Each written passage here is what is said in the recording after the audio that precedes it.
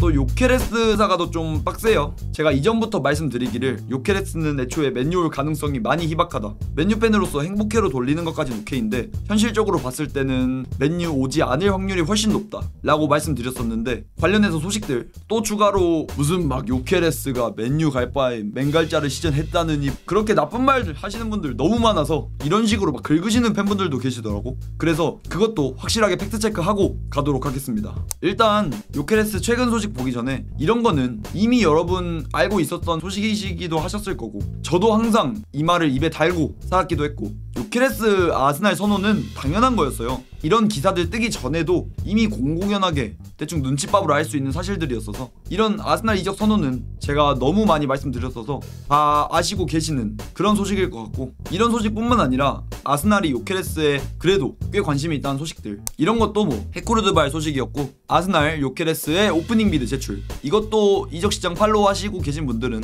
다 아시고 계셨던 소식일 것 같아요. 원래 아스날의 스트라이커 영입 상황을 봐보면 1순위가 셰슈코, 2순위가 요케레스, 딱 투트랙으로 가고 있는 거예요. 뭐 굳이 따지면 3순위에 뭐 와킨스라든지 등등등등 넣을 수도 있겠지만 일단 굳이 따지면 투트랙으로 가고 있는 상황이었고, 어쨌건 1순위가 셰슈코인데 아스날도 셰슈코 영입이 지지부진되고 있단 말이에요. 지금 라이프치히가 배짱장사로 거의 1억 유로에 달하는 그런 금액을 계속 아스날에게 요구 중이기도 하고, 그래서 셰슈코, 아스날, 라이프치히 해당 딜이 지지부진되고 있는 상황이기도 해서 아스날이 셰슈코 영입을 위해서 라이프치히를 압박하려는 그런 상황인지, 아니면 요케레스한테 진짜 관심이 있어서 셰슈코 대신 무조건 요케레스를 누른다 이런 상황이었는지 모르겠지만, 어쨌건 라이프치히 압박하기 위해서든 뭐든 요케레스의 딜을 확실하게 넣었었죠. 이런 식으로 오프닝 비드를 제출했었는데 스포르팅이 이적료를 요구하는 금액이 현재 8천만 유로예요. 이것도 물론 CCBB가 많이 갈리고 현재 복잡한 상황인데,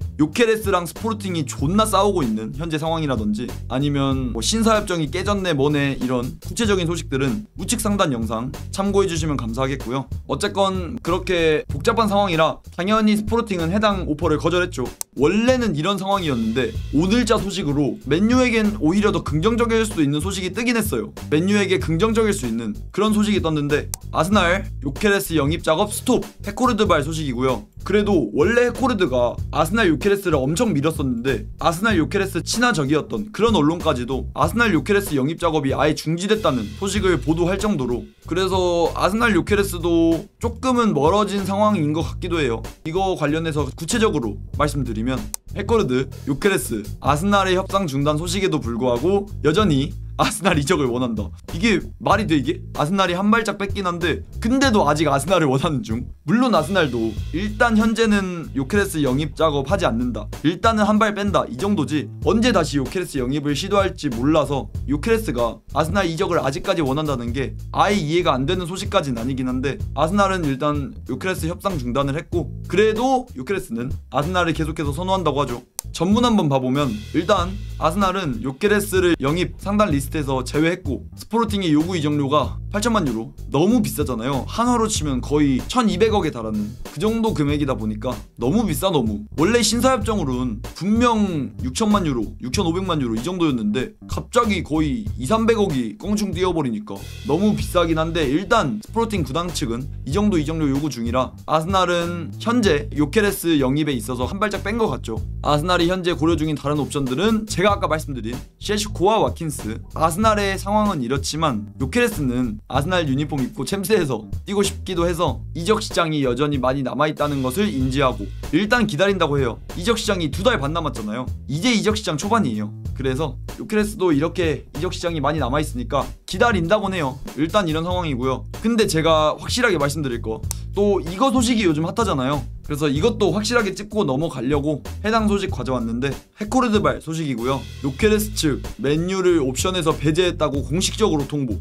그래서 이거 소식 보고 다른 팀 팬분들 오셔가지고 요케레스 맹갈자 선언했다더라 가시바, 요케레스 맨유 절대 안 간다더라 크카로 삥뽕 이러면서, 제가 뭐 요케레스가 맨유 무조건 온다 한 적도 없고 요케레스 영입 확률 많이 희박하다고도 했고 그랬는데, 심지어 이거 소식도 완전 100% 맹신할 만한 소식도 아니고 온스테인급으로 무조건 이 소식이 맞다 이 정도 급도 아닌데 타팀 팬분들 오셔가지고 이게 어쨌건 좀 서운하긴 했는데, 일단 이런 소식이 뜨긴 했어요. 물론 이 소식도 솔직히 아예 되게 못 믿을 만한 소식까지는 아니에요. 어쨌건 해코르드가 단독 이런 거에 공실력이 많이 높다 해도 그냥저냥 말하는 소식들도 포르투갈 내에서는 아예 못 믿을 만한 소식까지는 아니라서. 그리고 또 요케레스도 아스날 행을 많이 선호하고 있기도 하고 포르투갈 소식이잖아요. 그렇다 보니까 잉글랜드 내 소식이 뜰 때까지 기다려야 되긴 해. 지금 잉글랜드 내에서 언론 자체가 조용한데 이 해코르드발 소식, 포르투갈 쪽 소식 하나 떴다고 무조건 요케레스가 맨유 안 온다 이렇게 맹신하기에도 좀 그렇긴 하고 해서, 그래도 다행히 해코르드가 이렇게 기사를 내자마자 반박 기사가 또 떴습니다. 로마노의 반박이 있었고요. 파브리지오 로마노발 소식, 요케레스가 뭐 맹갈자 했다 이지랄 하는 거에 확실하게 반박하는 로마노의 소식. 파브리지오 로마노, 요케레스의 입장은 맨유에는 가지 않겠다 라는 것은 아니지만 아스날이 이적 협상을 성사시킬 수 있다는 전제하에 그가 우선순위를 아스날에 두고 있다는 뜻이다. 로마노 말로는 요케레스가 맨유행을 절대 배제하는 것은 아니다.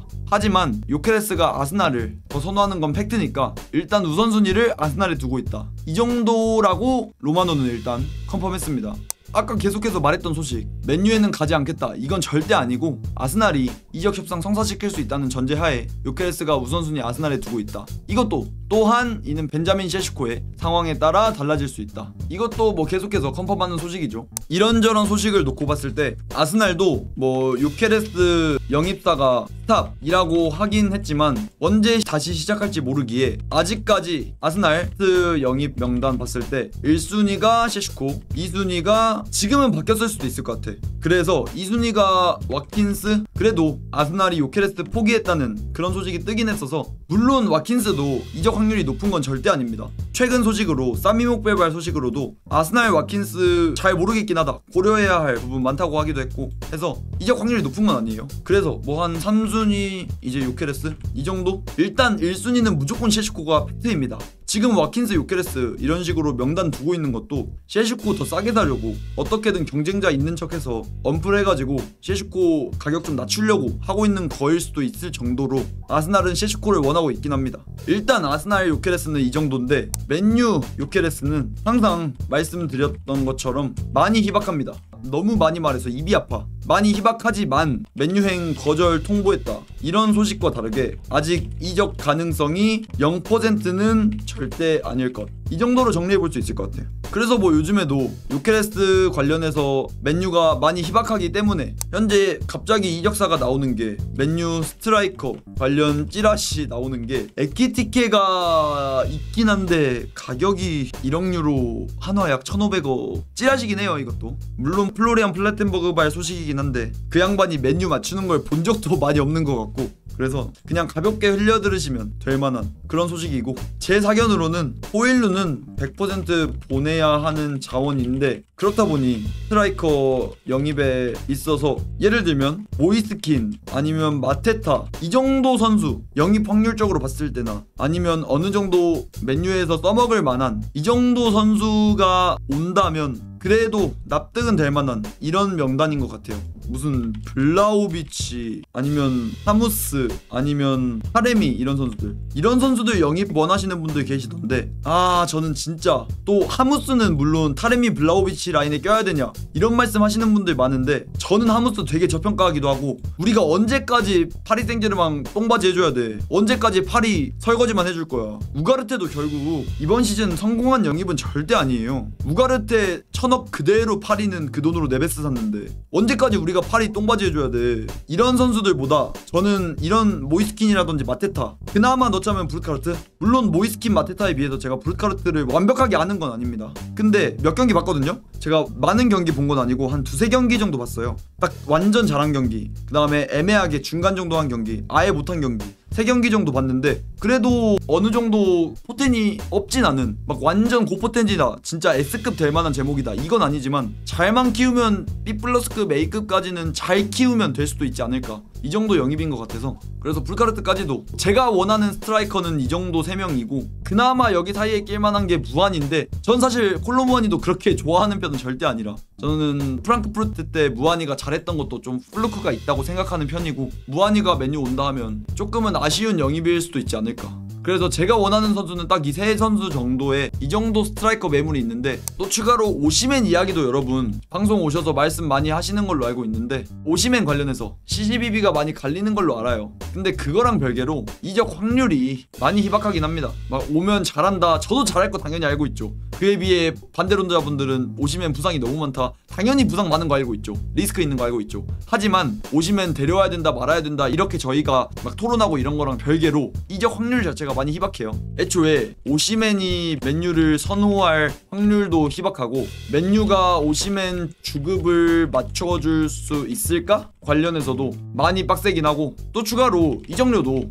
어떻게 될지는 모르잖아요. 또 이제 최근에 소식들 자체도 영향가 있는 소식 전혀 없고, 이래서 당연히 저도 맨유 오면은 요케레스보단 저는 살짝 아쉬운 영입일 수 있어도, 오시멘 오면 당연히 좋겠지. 물론 주급을 봐야겠지만 주급 어느 정도 한 4억 선? 이 정도로만 맞춰와도 저는 되게 괜찮은 영입이라고 보는데, 이적 확률 자체가 많이 없다 보니까 그래서 딱히 막 CCBB 가릴 건 없다 생각하고요. 만약에 요케레스를 못 데려온다면 이란 요케레스 대신 타 스트라이커 영입, 이안 스트라이커 영입 없이 호일룬 보내고 한 시즌 지르크지, 후냐, 그리고 시도오비, 그리고 진짜 굳이 따지면 은베모도 톱이 안 되는 것까진 아니니까, 물론 투톱일 때 톱을 받고 그래서 원톱은 절대 안 된다 이런 의견도 있지만, 굳이 끼워 맞추자면 스트라이커가 100% 안 된다까지는 아니니까 그냥 이런 걸로 땜빵 친다, 이게 이안이 될 수도 있긴 하겠죠. 아니면 이거 아니면 4만 호일룬 주전, 결국 이거예요. 결국 이거야. 4만은 그냥 멸망인데,